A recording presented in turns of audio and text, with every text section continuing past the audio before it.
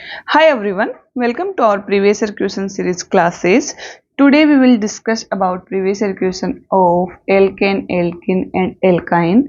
Now first question is X-ray analysis of solid alkanes, carbon 16 and above indicate the presence of carbon-carbon bond in a horizontal line, carbon-carbon bond in a zigzag line, alternate carbon-carbon bond in a vertical line, and last carbon-carbon bond in a ring. Carbon 16 के ऊपर के ठोस एल्केनों का x-ray विश्लेषण से किसकी उपस्थिति प्रकट होती है। अब देखना ये किसकी बात कर रहा है, एल्केन की बात कर रहे हैं। एल्केन की बात कर रहा है means carbon carbon single bond means sp3 hybridisation tetrahedral geometry. Okay, अब टेट्राहेड्रल ज्योमेट्री है तो कार्बन कार्बन में क्या होता है, दो बॉन्ड तो क्या होते हैं प्लेन में होते हैं और एक बॉन्ड क्या होता है अबव द प्लेन होता है और एक बॉन्ड बिलो द प्लेन होता है। ऐसे टोटल कार्बन में ऐसे ही होता है। ओके, एक कार्बन दो तो वैलेंसी प्लेन में होती हैं और एक अबव द प्लेन एक बिलो द प्लेन ऐसे होती है। अब ये बात कर रहे हैं सॉलिड एल्केन्स।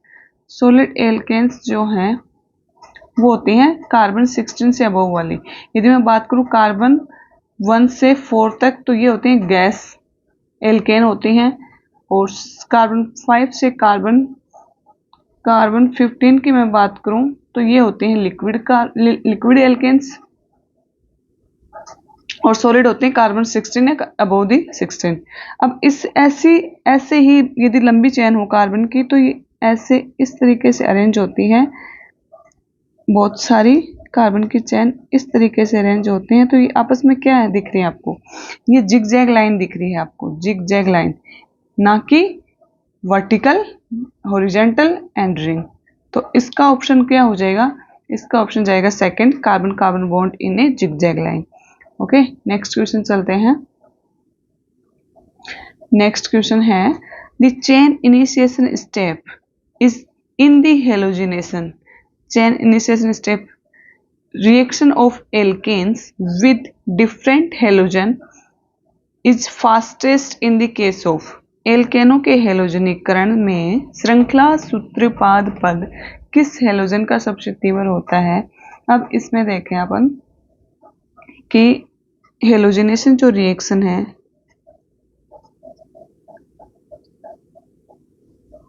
इसमें फर्स्ट स्टेप होता है चेन इनिशिएशन।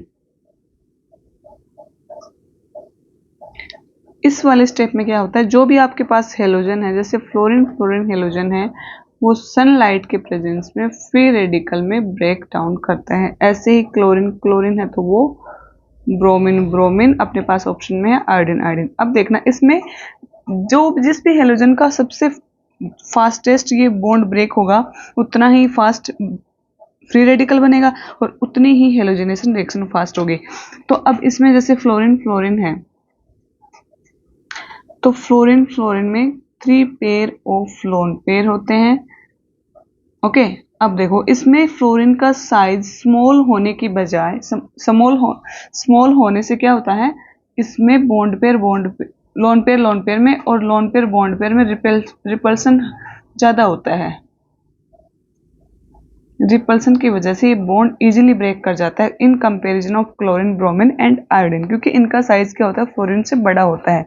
इस वजह से सबसे फास्टेस्ट जो ये बॉन्ड हो किसमें टूटता है, फ्लोरीन में टूटता है। तो ये जो चेन इनिशिएशन की स्टेप है वो फास्टेस्ट किसमें हो जाएगी, फ्लोरीन में हो जाएगी। तो इसका ऑर्डर हो जाएगा fluorine, chlorine, bromine and iodine. तो इसका आंसर होगा फ्लोरीन। नेक्स्ट क्वेश्चन चलते हैं अपन। नेक्स्ट क्वेश्चन है which of the following is allyl group. निम्नलिखित में से एलिल समूह की संरचना का चयन कीजिए। एलिल समूह में क्या होता है, एक तो होती है मिथाइलिन ब्रिज, ये होती है मिथाइलिन ब्रिज। इस मिथाइलिन के एक साइड में कौन सा ग्रुप जुड़ा होता है, विनाइल ग्रुप होता है CH डबल बॉन्ड CH2। ये क्या है, विनाइल ग्रुप, और ये क्या हो जाती है अपनी मिथाइलिन ब्रिज।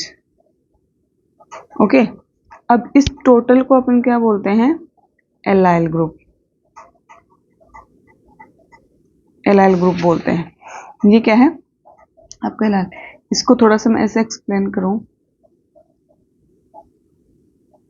देखो ये तो क्या है, विनाइल, विनाइल ग्रुप, और ये कार्बन क्या, ये यहाँ पे क्या हो जाएगी, मिथाइलिन ब्रिज,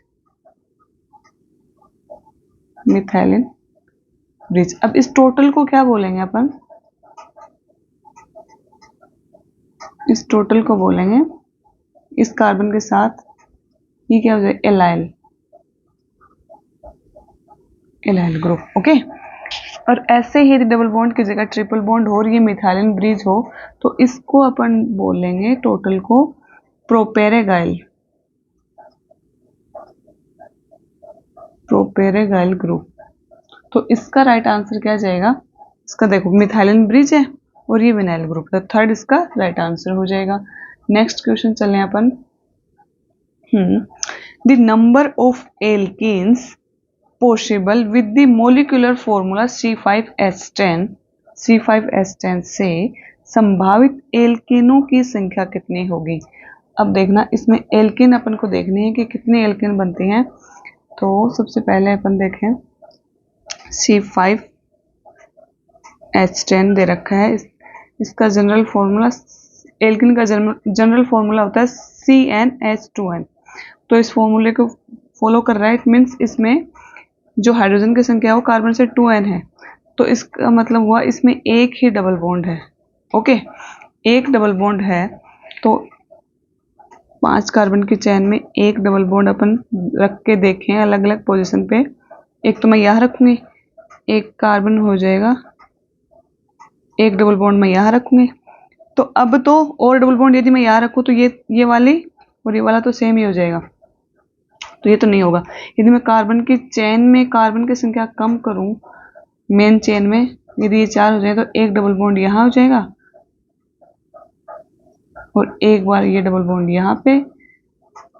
इन सब का जो फॉर्मूला है वो C5H10 ही है। इसमें आप हाइड्रोजन की संख्या आप लगा के देख लेना, ये क्या आएंगे, हाइड्रोजन 10 ही आएगी और एक वाला ये हो जाएगा।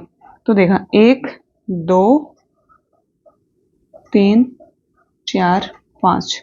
अब देखना इनमें बाकी के इसके अलावा टोटल एल्किन्स की पूछा है ना, तो इसके अलावा बाकी में ज्योमेट्रिकल आइसोमर नहीं बनेगा, बट इसमें बनेगा। इसमें अपन बना के देखें तो देखना इसमें कैसे बन जाएगा। यहाँ पे मैं डबल बॉन्ड रखूं तो ये क्या है, ये CH3 ग्रुप, ये H, ये C2H5, एक बन जाएगा सिस और एक बन जाएगा ट्रांस।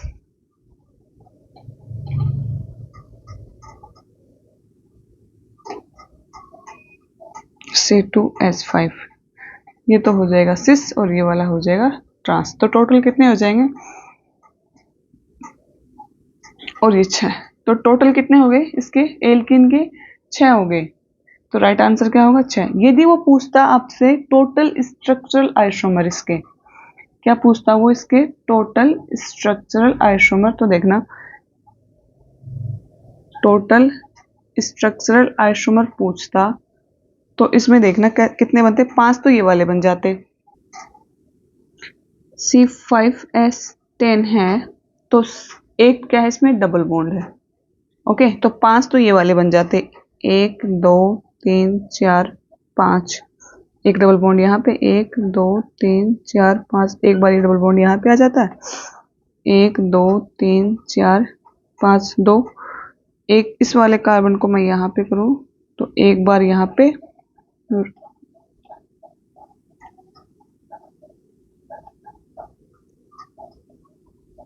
एक बार डबल बॉन्ड यहाँ पे और एक बार यहाँ पे। ओके, 1 2 स्ट्रक्चरल पूछ रहा है वो, तो इसमें ज्योमेट्री वाला नहीं बनेंगे इस वाले केस में, 3 4 5। अब देखो ये एक जो डबल बॉन्ड है, एक ही डबल बॉन्ड है टोटल का इनमें स्ट्रक्चर में, तो इस डबल बॉन्ड को अपन रिंग एक डबल बॉन्ड को एक रिंग भी काउंट करके बना सकते हैं स्ट्रक्चरल आइसोमर। देखना एक में क्या बना दूं, 5 मेंबर की रिंग बना दूं तो भी इसमें इसका भी 4 कार्बन होंगे 5 कार्बन होंगे और 10 हाइड्रोजन होंगे, आप काउंट करके देख लेना चाहिए, है ना। या फिर मैं 5 मेंबर ना बना के 4 मेंबर बना दूं और एक कार्बन ऐसे बाहर लगा दूं, या मैं 3 मेंबर बना दूं और एक कार्बन यहाँ पे, एक कार्बन यहाँ पे, 3 मेंबर में ये एक ऐसे भी बन सकती है। एक ही कार्बन पे स्ट्रक्चर आइसोमर बता रही हूँ ना, तो इसमें क्या है, स्ट्रक्चर डिफरेंट है इनकी। या फिर एक ऐसे भी हो सकती है, 2 कार्बन ऐसे। तो टोटल कितने बन गए, 5, 6, 7, 8, 9 और 10। तो टोटल स्ट्रक्चरल आइसोमर पूछता तो कितने, 10। टोटल एल्किन पॉसिबल एल्किन पूछ रहे हैं तो कितनी आएंगी, 6। ओके, नेक्स्ट क्वेश्चन देखते हैं। Carbon tetrachloride is used as fire extinguisher under the trade name Pyren, Pyrex, Perspex, परक्लोरोमेथेन, परक्लेन। अब देखो इसमें इसका ट्रेड नेम, जनरल याद रखने वाली चीजें हैं गाइस ये। तो इसका जो नाम है वो क्या है, पायरेन इसको बोलते हैं, इसको उसके व्यापारिक उसमें भाषा में, उपयोग की भाषा में। तो अब इसमें जो है ये क्या होता है, कार्बन टेट्रा जो क्लोराइड है CCl4 है, इसकी जो वेपर है वो क्या डेंस वेपर होती है। डेंस वेपर होने की वजह से जो भी ये भी कोई भी जो बर्निंग ऑब्जेक्ट है उसके चारों ओर ये एक प्रोटेक्टिंग लेयर बना लेती है। CCl4 अपने वेपर की एक प्रोटेक्टिंग लेयर बना लेती है। ये लेयर क्या करती है, इस बर्निंग ऑब्जेक्ट के ऑक्सीजन या एयर को डायरेक्ट कांटेक्ट में नहीं आने देती। इस वजह से ये एज ए क्या काम करती है, फायर एक्सटिंग्विशर काम करती है, मतलब आग लगाने से बचाती है। तो इसका राइट आंसर क्या हो जाएगा, पायरेन। पायरेन इसका राइट आंसर हो जाएगा। नेक्स्ट क्वेश्चन चलें। एथिल एलाइड पर जलीय कास्टिक सोडा की क्रिया किसका उदाहरण है। The reaction of ethyl halide with aqueous caustic soda is an example of. ये आपका क्या, इथाइल हैलाइड, इथाइल हैलाइड बोले तो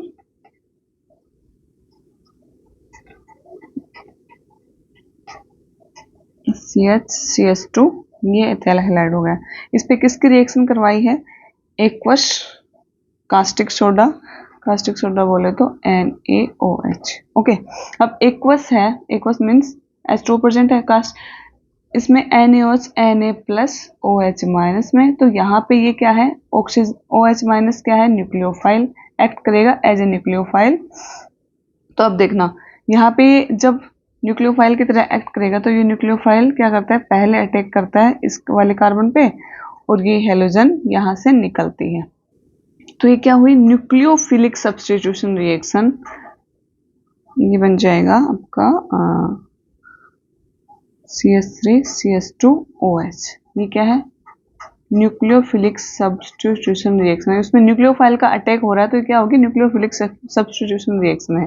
तो इसका राइट आंसर क्या हो जाएगा, न्यूक्लियोफिलिक सब्स्टिट्यूशन रिएक्शन। अभी गाइस इसमें ध्यान रखने वाली चीज ये है, कंफ्यूजन हो जाता है तो आपको ध्यान ये रखना है, यदि यहाँ पे एक्वस मीडियम ना दे के वो क्या दे दे, एल्कोहलिक KOH दे दे,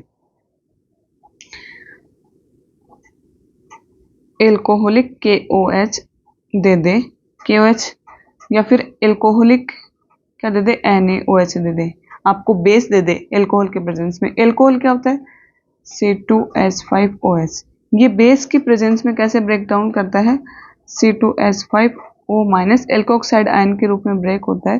तो ये क्या है, एक स्ट्रॉन्ग बेस है ये। और बेस को क्या चाहिए होता है, बेस को चाहिए होता है हाइड्रोजन। ये हाइड्रोजन को अब्जॉर्ब करता है। तो ये C2H5O माइनस क्या करता है, ये तो इसकी क्या है, अल्फा पोजीशन, बीटा पोजीशन पे प्रेजेंट उपस्थित जो हाइड्रोजन है उसको अपने पास ले आता है। यहाँ से H+ निकलेगा, यहाँ से यदि H+ निकलेगा तो यहाँ पे क्या आ जाएगा, नेगेटिव चार्ज आ जाएगा। यहाँ पे इलेक्ट्रॉन डेंसिटी ज़्यादा होगी तो ये बॉन्ड इधर शिफ्ट होगा और ये लिविंग ग्रुप है ही हेलोजन, तो यहाँ से बाहर निकल जाएगा। तो गाइज ये बनेगा आपके पास, यहाँ पे एक हाइड्रोजन और है, CH3 है ना, तो ये बन जाएगा आपके पास डबल बॉन्ड CH2, एल्कीन, ना कि एल्कोहल। तो ये वाला जो है ये क्या हो जाएगा, देखो बीटा पोजीशन से हाइड्रोजन निकल रहा है तो इसको बोलेंगे beta elimination, beta elimination reaction या फिर अल्फा बीटा एलिमिनेशन, क्योंकि अल्फा पोजीशन से हेलोजन जा रहा है और बीटा से हाइड्रोजन जा रहा है। तो एल्कोहलिक केओस दे दे तो आपको एल्किन बनाना है और रिएक्शन कौन सी हो जाएगी, बीटा एलिमिनेशन या अल्फा बीटा एलिमिनेशन रिएक्शन। यदि एक्वस दे दे आपको कास्टिक सोडा केवस या फिर एनेओस दे दे तो आपको बनाना है न्यूक्लियोफिलिक सब्स्टिट्यूशन वाला प्रोडक्ट। ओके, ये आपको माइनर से चीज से हुआ ध्यान रखनी है। नेक्स्ट क्वेश्चन चलते हैं, इसका आंसर हो जाएगा न्यूक्लियोफिलिक सब्स्टिट्यूशन। ये वाला है question. Iodoform is mainly used as, iodoform का मुख्य उपयोग किस रूप में किया जाता है, ये अपन ने उसमें देखा था एल्डिहाइड वाले में, जो प्रीवियस वीडियो है उसमें। तो आइडोफोम जो होता है वो होता है CH3, ये एज ए एंटीसेप्टिक यूज लिया जाता है, एंटीसेप्टिक। तो इसका राइट आंसर हो जाएगा as a antiseptic, pale yellow colour होता है और एज ए एंटीसेप्टिक इसको यूज लिया जाता है। नेक्स्ट क्वेश्चन देखें। सोडियम एसीटेट के वैद्युत अपघटन से क्या बनता है, इलेक्ट्रोलाइसिस ऑफ सोडियम एसीटेट। अब इलेक्ट्रोलाइसिस करवाएं सोडियम एसीटेट का, यह इलेक्ट्रिकल मेथड है डीकार्बोक्सिलेशन का। क्या है, इलेक्ट्रिकल मेथड है किसका, डीकार्बोक्सिलेशन का। अब गाइस इसमें इसको और क्या बोलते हैं, इसको बोलते हैं कोल्बे मेथड।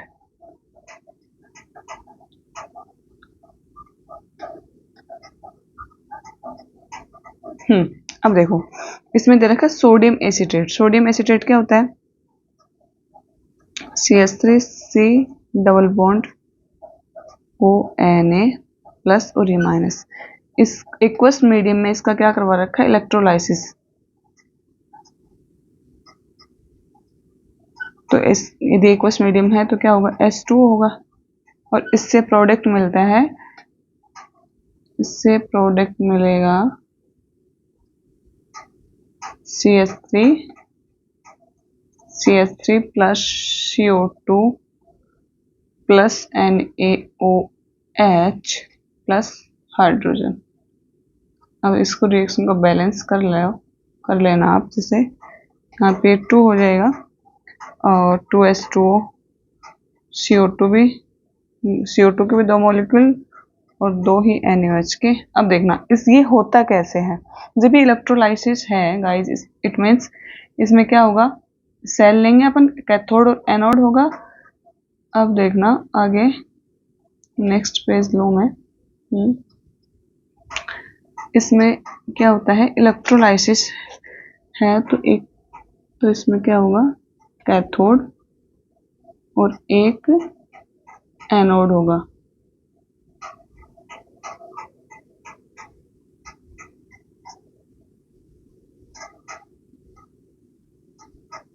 कैथोड और ये एनोड। ओके, अब सॉल्यूशन में अपने पास क्या क्या है, सॉल्यूशन में है एक तो सोडियम एसीटेट है, ये है CH3C double bond O Na, ये कैसे ब्रेक होगा, CH3C double bond O minus और Na प्लस। ओके, और दूसरा है जल, एक्वस मीडियम में करवा रहे हैं ना अपन, तो जल है तो H प्लस और प्लस OH माइनस। ये है आपके सॉल्यूशन में। इस वाले सॉल्यूशन में क्या क्या है, एनोड पे क्या होता है, ऑक्सीडेशन होता है एनोड पे, और एनोड पे कौन सा चार्ज होता है, एनोड पे होता है पॉजिटिव चार्ज, कैथोड पे नेगेटिव चार्ज होता है, और इस पे क्या होता है, रिडक्शन होता है। अब देखना एनोड पे पॉजिटिव चार्ज है तो जो भी नेगेटिव स्पीसीज हैं, ये वाली और ये वाली, ये तो किसके पास जाएंगी, एनोड के पास, और जो पॉजिटिव स्पीसीज हैं वो किसके पास जाएंगी, कैथोड के पास जाएंगी। अब एनोड पे क्या होगा, एनोड पे होगा ऑक्सीडेशन, एनोड पे क्या होगा, ऑक्सीडेशन। ऑक्सीडेशन किसका होगा, अब इसका ऑक्सीडेशन होगा तो कैसे होगा, एसीटेट आयन का ऑक्सीडेशन होगा तो ये होगा CH3C double bond O O minus है। Oxidation means removal of electron, तो यहाँ से एक इलेक्ट्रॉन निकलेगा। एक नेगेटिव चार्ज जो है वो 2 इलेक्ट्रॉन से मिलके बनता है, तो यहाँ से एक इलेक्ट्रॉन निकलेगा, तो ये बन जाएगा आपके पास CO रेडिकल प्लस एक इलेक्ट्रॉन निकल गया ऐसे, ये हो गया ऑक्सीडेशन। ओके, अब नेक्स्ट स्टेप में क्या होता है, यहाँ पर देखो, यदि CO2 गैस निकलेगी तो वो क्या है, स्पॉन्टेनिटी को इंक्रीज करेगी। CO2 गैस निकल रही है तो इस बॉन्ड को मैं ब्रेक करूँ यहाँ से सॉल्यूशन में, तो एक लोन पेयर यहाँ इस पे आ जाएगा, एक लोन पेयर इस पे आ जाएगा, तो नेक्स्ट क्या बनेगा, ये CH3 lone pair plus CO2 gas release हो जाएगी। अब देखो ये वाला जो है मिथाइल रेडिकल है, वो ये एक अकेला तो सॉल्यूशन में होगा नहीं, ऐसे बहुत सारे रेडिकल होंगे, तो ये बहुत सारे रेडिकल आपस में जुड़ के क्या बना लेंगे, आपस में रिएक्शन करके ये क्या हो रहा है, यहाँ पे असेंट ऑफ चेन, कार्बन के जो एक कार्बन की चेन क्या हो रही है, बढ़ रही है, असेंट ऑफ चेन। ये किस पे हो रहा है, एनोड पे हो रहा है। तो इसमें आप अपने को प्रोडक्ट पूछा था, तो ये क्या हो जाएगा अपने को, इथेन, अपने को प्रोडक्ट में मिल जाएगा। दूसरी चीज है वो किस पे होगी, कैथोड पे होगी। कैथोड पे क्या होता है, रिडक्शन होता है, तो 2 हाइड्रोजन आयन हैं, ये इलेक्ट्रॉन एक्सेप्ट करेंगे और क्या गैस रिलीज होगी, हाइड्रोजन गैस रिलीज होगी। ये हाइड्रोजन गैस किस पे रिलीज हो रही है, कैथोड पे। गाइस एक क्वेश्चन इसमें यह भी पूछा जाता है कि कैथोड पे कौन सी गैस रिलीज होती है और एनोड पे कौन सी गैस रिलीज होती है। तो कैथोड पे कौन सी हो रही है, हाइड्रोजन गैस रिलीज हो रही है, और कैथोड पे कौन सी हो रही है, CO2 रिलीज हो रही है। और अपने को प्रोडक्ट क्या मिल रहा है, प्रोडक्ट मिल रहा है अपन को इथेन। ओके, तो अपना क्वेश्चन था उसमें क्या पूछ रखा था कि इसका क्या प्रोडक्ट बनेगा, तो प्रोडक्ट हो जाएगा इसका ethane. Ethane is the right answer हो जाएगा।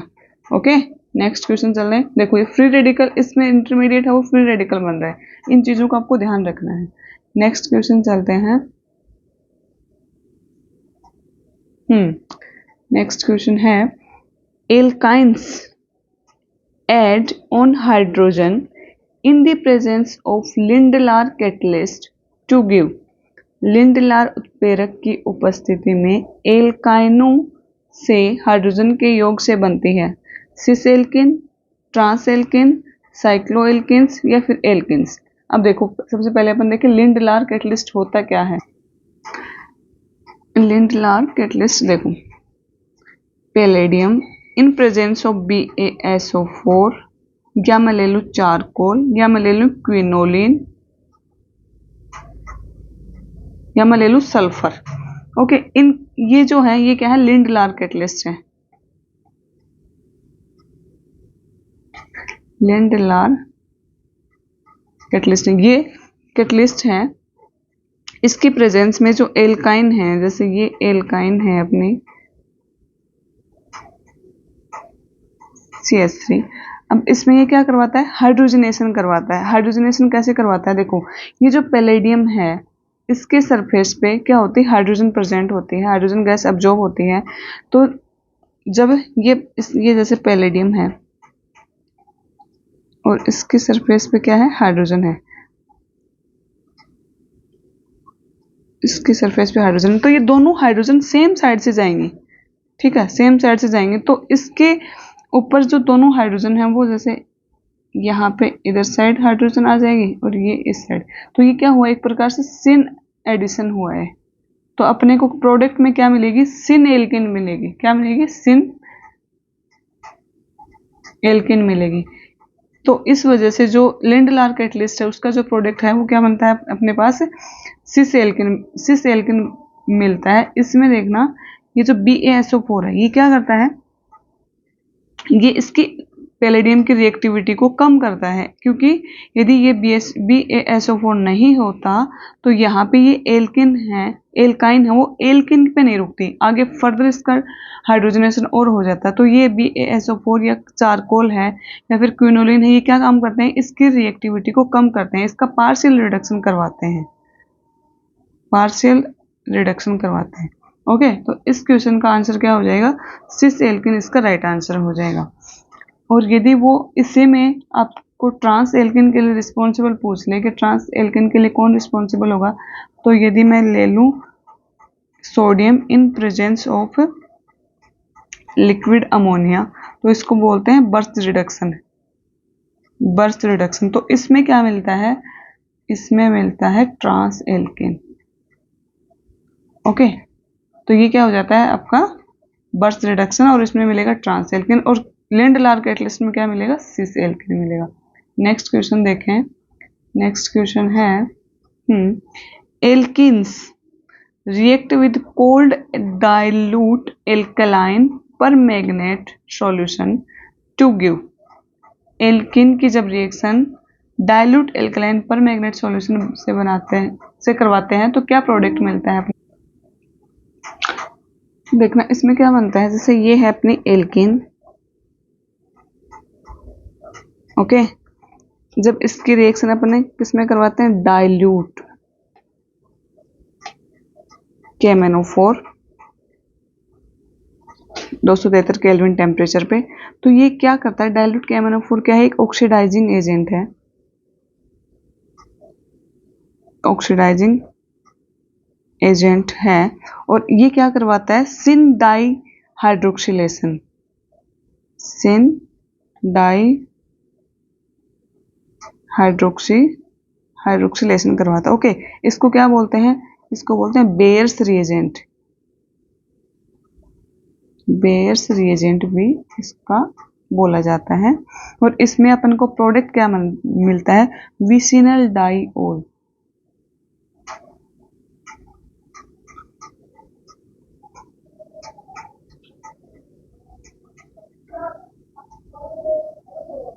Vicinal diol. ओके, ये प्रोडक्ट मिलता है। अब इसकी मैकेनिज्म देखें अपन कि कैसे होती है इसकी मैकेनिज्म, इसमें कैसे बनता है। ये है जैसे एल्किन, इस पे जो KMnO4 है, इसको अपन ब्रेक करेंगे तो K प्लस MnO4 माइनस, तो इस MnO4 को मैं ऐसे लिख सकती हूँ,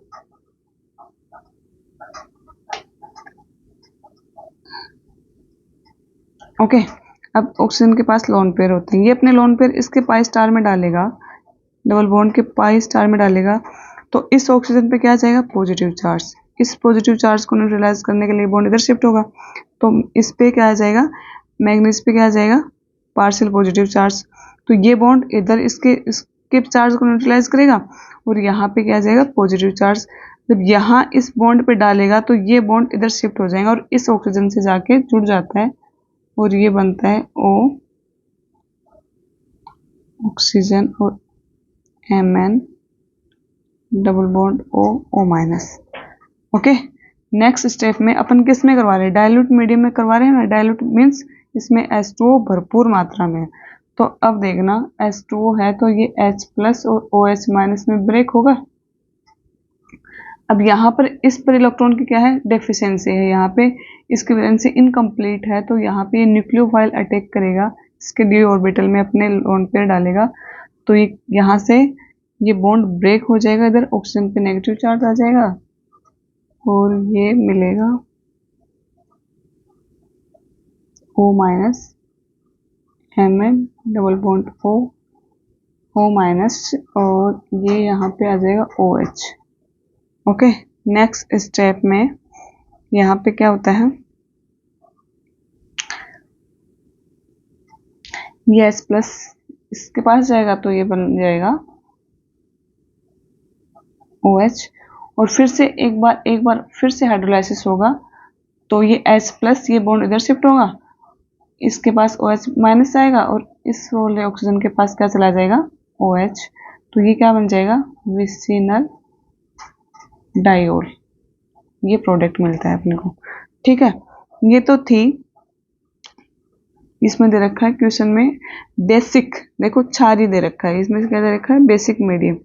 ये तो था अपना बेसिक मीडियम में। बेसिक मीडियम में क्या बन रहा है, डायोल बन रहा है। यदि यहीं पे वो बेसिक मीडियम ना दे के आपको एक छोटा सा डिफरेंस दे दे, क्या दे दे, वो दे दे एसिडिक मीडियम दे दे, एसिडिक मीडियम दे दे, तो एसिडिक मीडियम में या फिर वो क्या दे दे, H+ दे दे। तो H+ में ये KMnO4 क्या करता है, ओवर ऑक्सीडेशन कर देता है। ओवर ऑक्सीडेशन करेगा तो ये बॉन्ड यहाँ से एल्किन वाला बॉन्ड ही ब्रेक हो जाएगा और अपने को क्या मिलेगा, acidic medium in presence of KMnO4, ऐसा कुछ दे दे।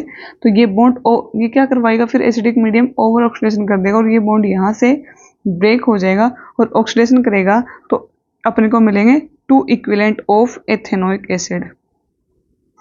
ये आपके NCERT में गिवन है। तो ये छोटी छोटी चीजें आपको माइनर जो चीजें हैं आपको ध्यान रखनी है। ओके, तो इसका आंसर, इस वाले क्वेश्चन का आंसर तो क्या जाएगा, बिस्टिनल डायोल है और सिस साइड से, दोनों सेम साइड से अटैक कर रहे हैं तो ये बनेगा Cis1,2 डायोल। इसका आंसर क्या हो जाएगा, सेकंड वाला। नेक्स्ट क्वेश्चन चलें अपन।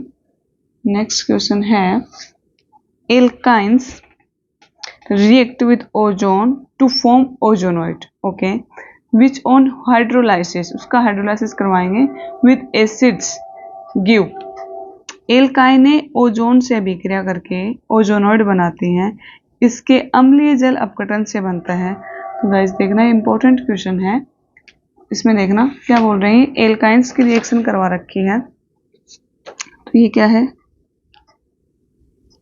ये क्या है, एल्काइन, इससे इसका ओजोनोलाइसिस करवा रखा है तो क्या स्ट्रक्चर बनेगी, RC,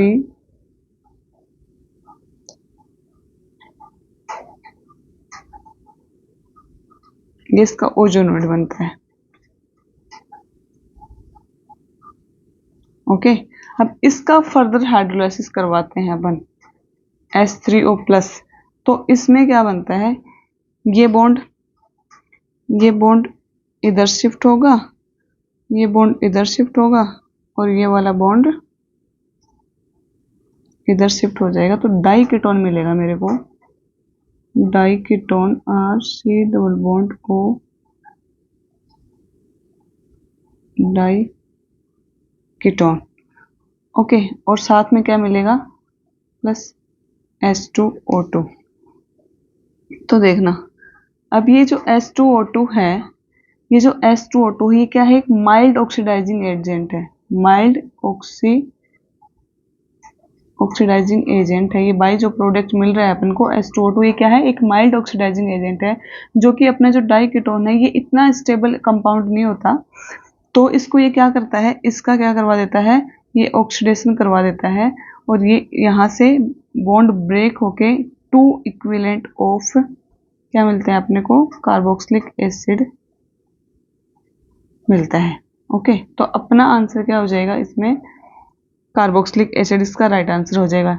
यदि वो इसी क्वेश्चन में क्या दे देता, यहाँ पे जिंक मेंशन कर देता, तो देखना गाइज, यदि वो जिंक मेंशन कर देता तो ये जिंक क्या करता, फिर जो आपका H2O2 माइल्ड ऑक्सीडाइजिंग एजेंट है उसको ये जिंक क्या कर देता, रिड्यूस कर देता, रिड्यूस करके क्या बनता, H2O + Zn। अब क्या H2O2 नहीं बचा, जब H2O2 नहीं बचा तो वो इसको फर्दर ऑक्सीडाइज नहीं कर पाता डाई कीटोन को, और आपका प्रोडक्ट क्या बना रह जाता, डाई कीटोन का डाई कीटोन। तो फिर आंसर क्या हो जाता, 1,2 डाई कीटोन। बट उसमें जिंक मेंशन नहीं कर रखा है इस क्वेश्चन में, तो इसका आंसर क्या जाएगा, डाई कार्बोक्सिलिक एसिड। ओके, तो इसका आंसर क्या हो जाएगा, di carboxylic acid. So thank you guys, thanks for watching.